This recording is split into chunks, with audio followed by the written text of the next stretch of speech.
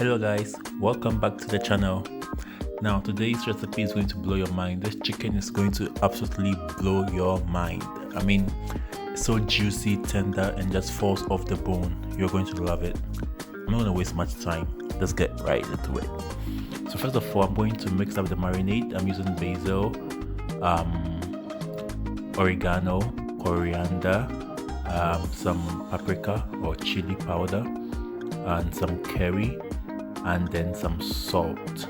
And I'm going to add some tablespoon of oil or two, or as much as you like, to get everything mixing together and combining into a paste. So now this are the spices I want to use. So if you want to use any other spice of your choice, you can add it. Okay.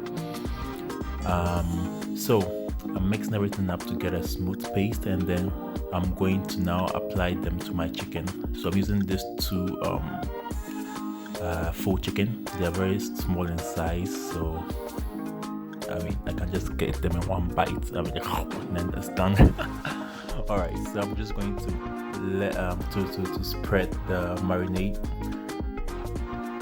through in every corner of the chicken, so that I want the chicken, every part of it, to get the marinade. So you take your time and you nicely apply the marinade to every part of it.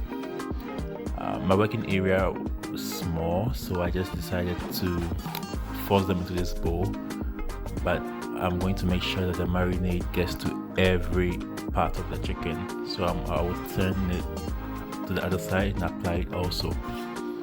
Now this recipe is quite different from the sorry, the usual grilled chicken we know, because I'm going to bake this twice.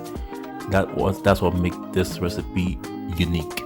So I'm turning it to the other side so I can continue applying with the marinade, because like I said, you want the marinade to get to every bit of it, of the chicken, right? So this can work for fish, can work for turkey, can work for any other protein, beef, whatever meat, any other meat of your choice. You can use this recipe, and it's going to come out perfectly fine. Okay, before I made it, I wanted to use turkey, but then on that day when I went to the grocery shop, there was no turkey and I didn't want to return, so I just decided to get my chicken and then just manage the chicken. Well, it was worth it because it came out so perfect and it was so delicious. Right, so whilst I keep marinating, this word always gets me, the marinating, I think marinating here, right? Yeah, I'm just going to say a very big thank you to everyone that has subscribed thus far. Everyone that keeps watching the video and commenting. I see your lovely comments, those of you liking, thank you so much. I really appreciate it. I hope to expand and grow, of course, like any other person, and your support is actually giving me some motivation, and I really appreciate it. So yeah, okay, let's go back to our chicken. So yeah, as you can see, every part of the chicken is getting some juice. Yeah, so now that after applying the marinade, I'm going to keep them on a baking tray, which is laid with a baking sheet or a parchment paper. I'm going to allow this to rest for about an hour or two. If you have time, you can leave it to rest for 24 hours in the fridge. But if you don't, then you can just leave it for an hour or two. So I'm just applying the rest of the marinade inside, the skin, under the skin, for more flavor. So yeah, so after resting for an hour or two, what you're going to do is that you're going to now put this in the oven for about for about 40 minutes, okay, at 250 degrees Fahrenheit. So this is how it's going to look like after that. Now let's make our sauce. I'm going to use some chili and then some onions with some garlic and ginger. If you want this hot and spicy, you can use more chili. You can use the habanero pepper, which is more hot. And yeah, so I'm going to blend all of this roughly. You don't want it to be too smooth, you want to have the chunks in there. So yeah, so now I'm adding a little bit of oil into my pan because I'm going to fry the blended pepper mix.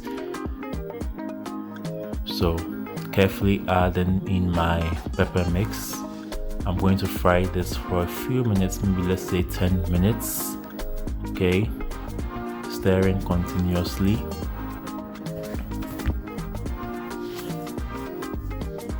At this point, it smells so nice, you know, the garlic and the ginger. It smells so good.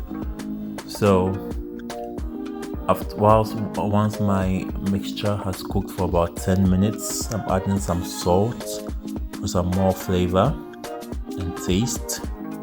And you can add any other spices you want. Maybe you want to add more chili or some other hot sauce or whatever you want to add. Okay, according to your taste, you just do it. So I'm putting in my big chicken. It looks so gorgeous, don't they? Yeah. So I'm going to stew this for about 10 minutes. Okay, I'm going to make sure the pepper mix gets all around the chicken, and then what I will do is that I'll covering this and then cook it for about 10 minutes so that the chicken will soak up all the juice. Okay, and then yeah, so after 10 minutes, this is what we have. The chicken, you can see how succulent the chicken is looking. You know, it's become more moist because it has soaked the juice. I mean, all the juice from the pepper mix. Okay, so I'm giving this a little stir, and then this is where the trick is.